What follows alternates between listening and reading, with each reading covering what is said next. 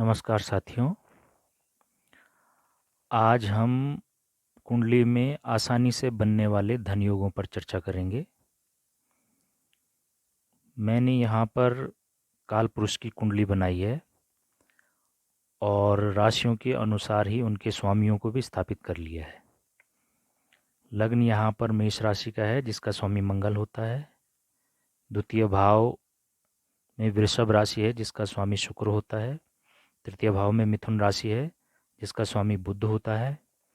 चतुर्थ भाव में कर्क राशि है जिसका स्वामी चंद्रमा होता है। पंचम भाव में सिंह राशि है जिसका स्वामी सूर्य होता है। छठे भाव में कन्या राशि है जिसका स्वामी बुध होता है। सातवें भाव में तुला राशि है जिसका स्वामी शुक्र होता है। आठवें भाव में वृश्चिक राशि है जिसका स्वामी मंगल होता है। नौवें भाव में धनु राशि है जिसका स्वामी गुरु होता है। 10वें भाव में मकर राशि है जिसका स्वामी शनि होता है। 11वें भाव में कुंभ राशि है जिसका स्वामी शनि होता है। और 12वें भाव में मीन राशि है जिसका स्वामी गुरु होता है। तो काल पुरुष की कुंडली ली है मैंने और राशियों के अनुसार उनके स्वामियों को वहाँ स्थापित कर लिया है। देखिए, धन प्राप्त करने के लिए कुंडली में जो सबसे महत्वपूर्ण स्थान है वो है दूसरा, 5वां, 9वां, 11वां और पहला। लग्न क्योंकि आदमी का व्यक्तित्व होता है, उसका शरीर होता है, तो इस भाव का महत्वपूर्ण स्थान होता है किसी भी धन योग को बनाने के लिए। और दूसरा भाव धन का भाव होता है, बैलेंस का, बैंक बैलेंस का भाव होता है, ये महत्वपूर्ण हो जाता है। 5वां भाव त्रिकोण है, ये शुभ भाव कहलाता है, तो इसकी स्थिति भी धन को प्राप्त करने के लिए बहुत आवश्यक है। 9वां भाव त्रिकोण है, भाग्य है, भाग्य आपके लिए धन लाता है आपके जीवन में। और 11वां भाव आय का है, ये उत्तम भाव कहलाता है, इस भाव से आपकी आय निश्चित होती है। तो त्रिकोण भाव 3, जो पहला त्रिकोण, 5वां त्रिकोण और 9वां त्रिकोण, इनका महत्वपूर्ण स्थान होता है धन प्राप्ति के लिए। और ये धन भाव है तो आपका बैंक बैलेंस इसी भाव से जाना जाता है। और ये आय का भाव है, आपकी कितनी आय होगी जीवन में इसी भाव पर निर्भर करेगी। तो आइए देखते हैं कि ग्रहों की कौन सी स्थितियां आपको धन दे सकती हैं। सर्वप्रथम हम देखते हैं कि मंगल, यानी प्रथम भाव का स्वामी यहाँ पर मंगल है, क्योंकि ये काल पुरुष की कुंडली है, इसलिए प्रथम भाव का स्वामी यहाँ पर मंगल। आपकी कुंडली किसी भी लग्न की हो सकती है। मैंने यहाँ पर ये ग्रह और राशियाँ लिख दी हैं, सूर्य सिंह राशि और इसी तरह से और ग्रह जिनकी राशियाँ यहाँ पर आगे मैंने दिखा दी हैं। तो आपका कोई भी लग्न हो सकता है, तो लग्न में आप देखिएगा कि कौन सी राशि, कौन सा अंक है, तो वही राशि स्थापित हो जाएगी और उसी के अनुसार आपने फिर इन ग्रहों को लिखना है अपनी कुंडली में। तो हमने यहाँ पर काल पुरुष की कुंडली ली है, तो जैसे कि मेष राशि का स्वामी मंगल है, ये देखिए यहाँ मैंने दिखाया हुआ है, तो उसी हिसाब से प्रत्येक राशि का जो है, जैसा कि मैंने पहले आपको बताया, मैंने ग्रह लिख दिए हैं। जैसी जैसी राशियाँ यहाँ पर स्थापित की हैं उसी के अनुसार उनके स्वामी यहाँ पर मैंने ग्रह रख दिए हैं। तो आइए देखते हैं, सबसे पहले हम देखते हैं मंगल और शुक्र। तो मंगल यदि लग्न में हो और शुक्र दूसरे भाव में, जैसे कि यहाँ दिखाया हुआ है, तो ये आपको धन दिला सकता है ये योग। या मंगल शुक्र की राशि में यहाँ पर द्वितीय स्थान में हो जाए और शुक्र मेष राशि में यहाँ पर प्रथम स्थान में हो जाए, यानी कि अन्योन्याश्रित योग कहते हैं इसको ग्रह एक दूसरे की राशि पर बैठ जाते हैं, तो ये आपको धन दिला सकते हैं। दूसरा योग होता है मंगल और सूर्य का राशि परिवर्तन। या तो सूर्य यहाँ पर बैठ जाए और मंगल यहाँ बैठ जाए, या मंगल लग्न में ही हो और सूर्य पंचम भाव में हो, ये भी आपको धन दिला सकता है ये योग।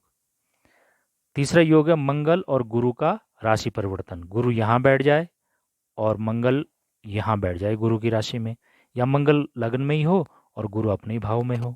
तो इस प्रकार से ये भी एक प्रकार का धन योग आपको मिल जाता है। उसी प्रकार से शनि शनि जो है लाभ स्थान का स्वामी है, वो लग्न में बैठ जाए और मंगल लाभ स्थान में बैठ जाए, या दोनों ही लाभ में बैठ जाए या दोनों ही लग्न में बैठ जाए। उसी प्रकार से मंगल और शुक्र जो है वो लग्न में बैठ जाए या दोनों ही धन स्थान में बैठ जाए। मंगल और सूर्य दोनों ही पंचम भाव में बैठ जाएं या दोनों ही मंगल और सूर्य लग्न में बैठ जाएं। मंगल या गुरु नवम भाव में बैठ जाएं और गुरु मंगल दोनों ही लग्न में बैठ जाएं। तो ये जो है आपको धन दिलाएंगे। उसी प्रकार से शुक्र और शनि का राशि परिवर्तन, यानी लाभ स्थान का स्वामी द्वितीय भाव में बैठ जाए शनि, और शुक्र लाभ स्थान में बैठ जाए धनेश, यानी कि लाभ स्थान और शुक्र द्वितीय स्थान के स्वामी का आपस में राशि परिवर्तन हो जाए। तो ये भी महाधन प्रदान करने वाला योग है। उसी प्रकार से सूर्य और शनि का राशि परिवर्तन हो जाए, शनि सूर्य की राशि में बैठ जाए और सूर्य शनि की राशि में बैठ जाए लाभ स्थान में। उसी प्रकार से शनि और गुरु का स्थान परिवर्तन हो जाए या दोनों ही एक ही राशि में बैठ जाएं, और शुक्र और शनि केंद्र स्थान में कहीं पर भी स्थापित हो जाएं, मंगल और सूर्य केंद्र स्थान में कहीं पर भी स्थापित हो जाएं, शनि और गुरु केंद्र स्थान में कहीं पर भी बैठ जाएं। तो इस प्रकार से ये धनयोग का निर्माण कर देते हैं। मैंने यहाँ पर सुविधा के लिए लिखा हुआ है शनि और शुक्र का योग या तो लाभ में हो या द्वितीय स्थान में हो या केंद्र में कहीं हो जाए या पंचम भाव में हो या नवम स्थान में हो। उसी प्रकार से सूर्य और शुक्र का योग द्वितीय भाव में, लाभ भाव में, केंद्र स्थान में कहीं पर भी और दोनों ही त्रिकोण भाव में कहीं पर भी हो जाए। गुरु और शनि का योग केंद्र स्थान में कहीं पर भी हो, दोनों त्रिकोण स्थानों में कहीं पर भी हो, लाभ स्थान में हो जाए या द्वितीय स्थान में हो जाए। सूर्य और गुरु का योग केंद्र स्थान में कहीं पर भी हो जाए, दोनों त्रिकोण भाव में कहीं पर भी हो जाए, लाभ स्थान में हो जाए या द्वितीय स्थान में हो जाए। शुक्र और गुरु का योग केंद्र स्थान में कहीं पर भी हो जाए, पंचम भाव में हो जाए, नवम भाव में हो जाए, लाभ स्थान में हो जाए या द्वितीय भाव में हो जाए। मंगल और शुक्र का योग केंद्र में कहीं पर भी हो, द्वितीय स्थान में हो, लाभ स्थान में हो, पंचम स्थान में हो या नवम स्थान में हो। मंगल और सूर्य का योग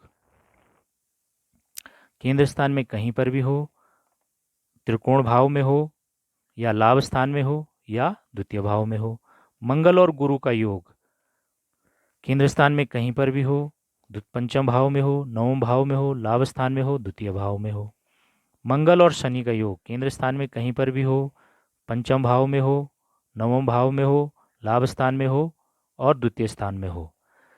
क्योंकि द्वितीय स्थान, त्रिकोण भाव और लाभ स्थान ही धन प्रदायक भाव होते हैं। तो जब भी इन भावों के स्वामी आपस में योग करके शुभ स्थानों में बैठ जाते हैं तो वो आपको धन देने वाले होते हैं, या इन्हीं स्थानों के स्वामी आपस में स्थान परिवर्तन करते हैं तो भी ये धन देने वाले ग्रह हो जाते हैं। तो इस प्रकार से ये योग बहुत आसानी से कुंडली में बन सकते हैं। यदि आपकी कुंडली में ये योग बन रहे हैं तो देखिएगा और मुझे कमेंट करके ज़रूर बताइएगा कि आपकी कुंडली में योग किस प्रकार से घटित हो रहा है। धन्यवाद।